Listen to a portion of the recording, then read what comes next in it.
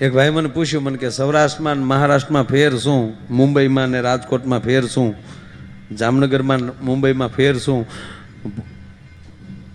ભચાઉમાં ભુજમાં મુંબઈમાં ફેર શું? મેં કીધું જાજો ફેર નથી. પહેલાં આપણે ત્યાં ઘોડા બહુ હતા, તે ઘોડા મરી ગયા, ઘોડા હાંકવાવાળા મરી ગયા, ખાલી પેગડા વિજ્યા હતા પગ નાખવાના. એ મુંબઈની મહાનગરપાલિકા લઈ આવીને એને ટ્રેનમાં નાખ્યા. એ હવે હાથ પકડી પકડીને બધા ઉભા. જ્યાં આપણે પગ નાખતા ત્યાં આપણે હાથ નાખે. ફેર એટલો છે, જાજો નથી. હા હા હા, ઝીણો ઘા છે, સમજાય એ સમજે.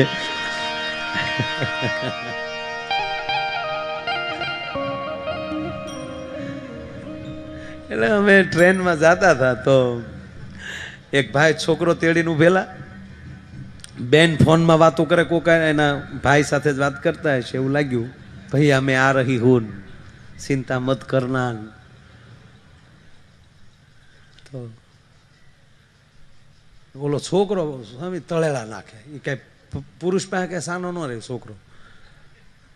નાનું બાળક છે ને એ તમે જો છોકરું જાગી ગયો એને બા ઘરે ન હોય તો તૂટી જાઓ તો એ આપણથી સાનું ન રહે. ત્યારે સમજણ પણ ન હોય કે આ કોણ મારી બા છે, કોણ મારો બાપ છે, એ સમજણ પણ ન હોય. છતાં પુરુષ પાસે સાનો નહીં રહે. માં જેવો એને તેડશે તો એ તરત સાનો રહી જાય. શું કામ? એની અલગ કંઈક ગંધ હોય છે.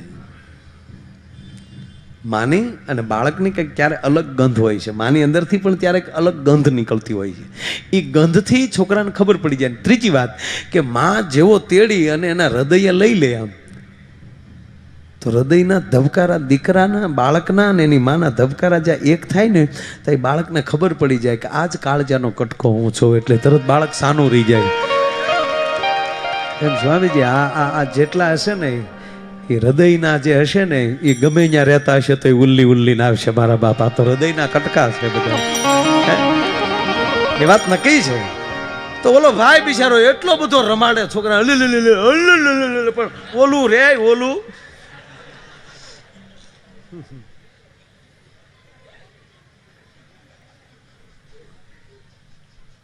બહુ બહુ ઉલાડ્યો છોકરાને.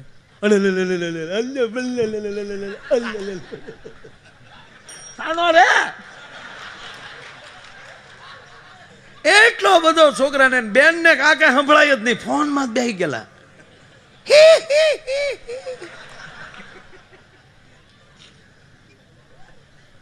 આખો ડબ્બાનું ધ્યાન, જેટલા પેસેન્જરો હતા બધાનું ધ્યાન આ બે ઉપર. વગર ટિકિટની ફિલ્મ સડ્યો. જાય બોલાવે, બોલાવે જા. વાહ, સરસ. વાતમાં ધ્યાન દેજો.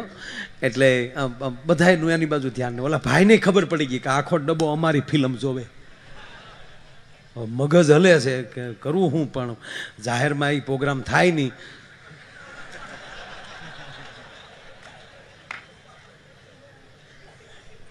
અને આમ થાય નથડી વાળા ગુરુની દીક્ષા તો નોખી હાવ. પછી ઓલા એમાં તેડતા તેડતા છોકરાની સામે રાડ્યું નાખે, શાંતિલાલ શાંતિ રાખો, શાંતિલાલ શાંતિ રાખો. એટલે મારથી ન રહેવાનું. મને એમ થયું કે ભલા એટલો છોકરો તોફાન કરે છે, રડે છે, તો આ બાપ કેટલો વિવેકી છે. એમ કે છે શાંતિલાલ શાંતિ, તુકારો નથી કરતો પેટના દીકરાને. શાંતિલાલ શાંતિ રાખો, શાંતિ રાખો, શાંતિલાલ. એટલે મેં કીધું સરસ, ગમ્યું મને. એટલે હું એની બાજુમાં ગયો. મેં કીધું આ તમારા બાળક, આ છોકરાનું નામ શાંતિ છે? મને કે મારું નામ છે. હું મારી જાતને કહું છું શાંતિ રાખો, ઘડીક શાંતિલાલ શાંતિ, અને ઘીરે પોગવા ગયો. પેરપાટ નોખા નો કરી નાખું તો કહેજો.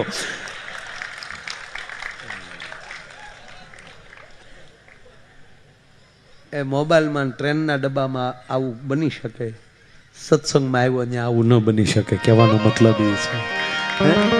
જોકે હું ભણ્યો નથી, તેથી નિશાળે ન ગયો. હવે જાવ લ્યો.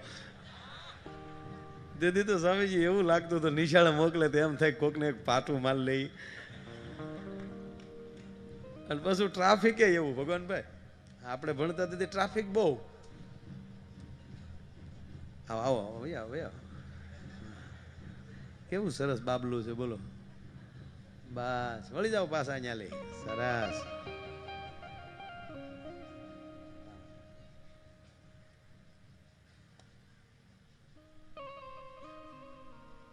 આવડા આપણે હતા જ તને આપણે યાદ આવે કે આ કેવા ભાગશાળી છે છોકરા આ ટાઈમે જઈને બોલો નકર આવડા આપણે હતા ભાડા થવા ટી શર્ટ.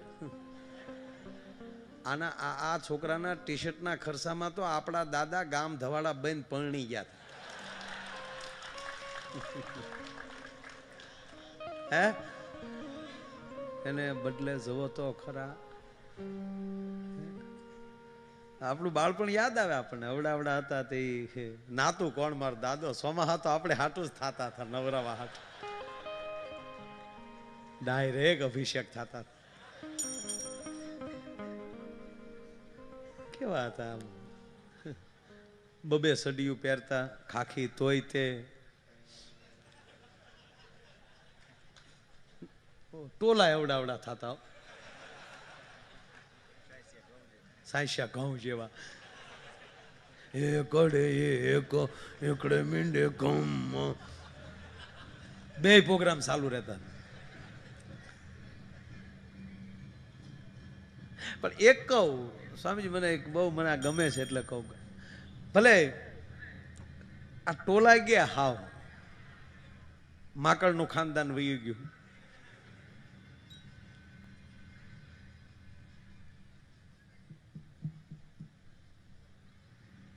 પણ ટોલા જતા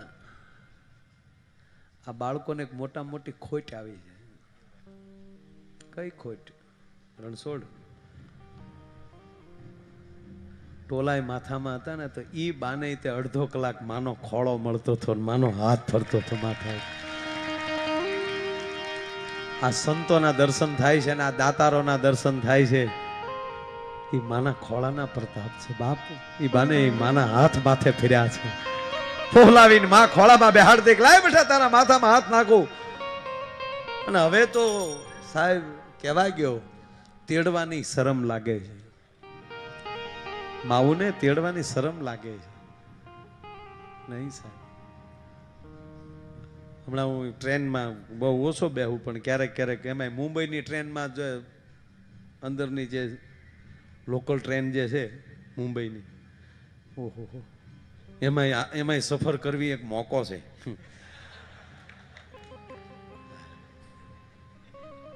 એ વહેલા ઉતરાઈ ગયું તો ઉતરાઈ ગયું, નહીં તો ઓલા સડવા વાળા આપણે પાછા ચડાવી દે. જાણે હગા હાથ ઉભાવે એમ ઉભા. હમણાં જ્યાં લહેર ચડે છે, જ્યાં આનંદ આવે છે.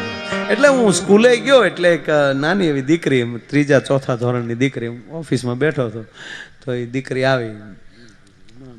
જોકે આમ લગભગ હું સ્કૂલે જાઉં એટલે લગભગ છોકરા, નહીતર તો હું કોઈ આવે તો છોકરામાં આમ શિસ્તમાં થઈ જાય.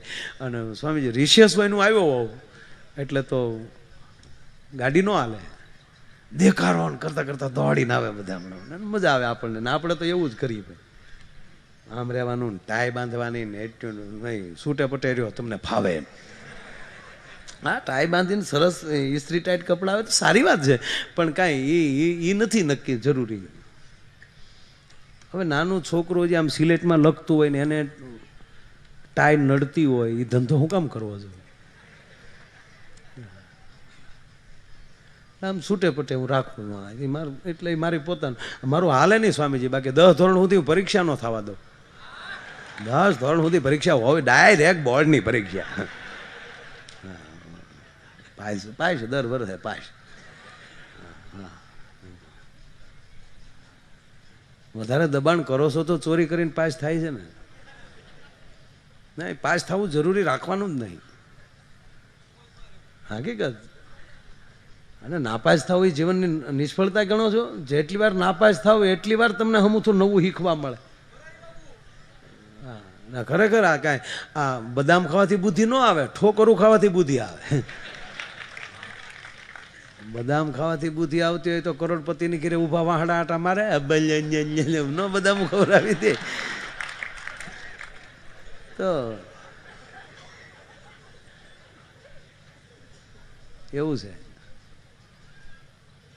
એટલે આમ મને આમ ગમે આમ છોકરા. એક છોકરાને સાહેબે પૂછ્યું, બોલ બેટા સત્ય કોને કહેવાય ને ભ્રમ કોને કહેવાય? છોકરો ઉભો થઈને કે સાહેબ તમે ભણાવો એ સત્ય છે, તાકે ભ્રમ તાકે અમે ભણીએ તમારો ભ્રમ છે. આ તો ઘરેલી તારા બાપ વાહડા લે એટલે આવ્યા વગર ફીટક્યા નથી.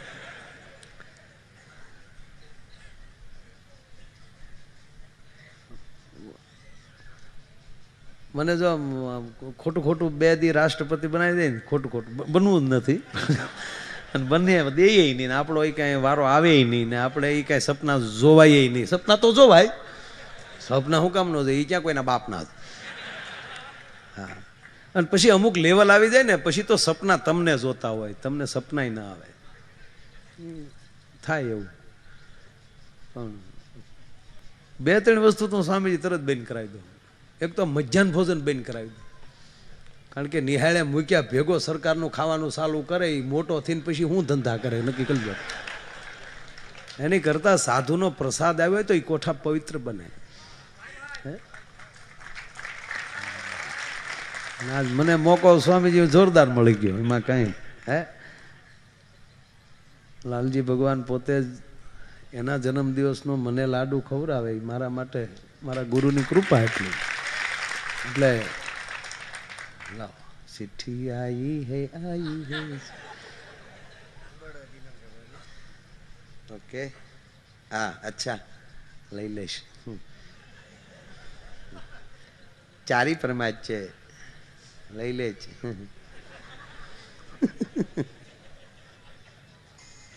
એટલે હું દીકરી આમ ઓફિસમાં બેઠો હતો, તે નાની દીકરી આમ આમ કરે ને, આમ દરવાજામાં હાથ આમ કરે, આવું સર? હું કહું સર નહીં, વૈયા બેટા. તે દીકરી આવી તો એને એમ કે આ બહાર રખડે ને આવું બધું હોય, ત્યાં કદાચ જ્યોતિષ શાસ્ત્રને આવડતું છે. તો મને દાદા એણે હાથ દેખાડ્યો.